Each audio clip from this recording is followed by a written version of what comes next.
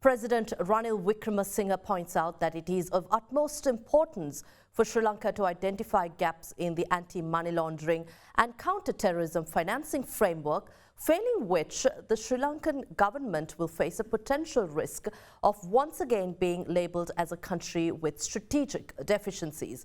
Addressing the National Law Conference yesterday, the head of state pointed out that it is imperative for Sri Lanka to prioritise bridging gaps, which will also support the governance and anti-corruption framework, ensuring the successful implementation of the International Monetary Fund supported program.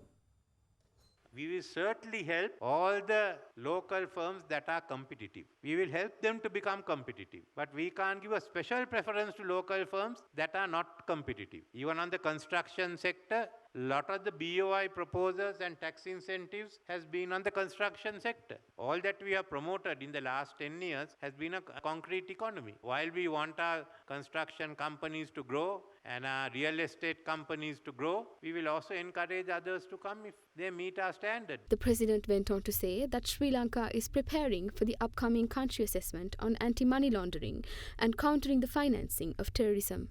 Sri Lanka's compliance in this area is a vital prerequisite in enhancing the ease of doing business rating and attracting foreign investment. It is necessary for Sri Lanka to address the gaps identified in our anti-money laundering and countering the finance of terrorism framework. Not addressing the gaps will have a potential risk of Sri Lanka being again identified as a country with strategic deficiencies. This would cause severe adverse impact to the economic development of the country. Addressing the gaps will support the government and anti-corruption framework, thus ensuring the successful implementation of the IMF program.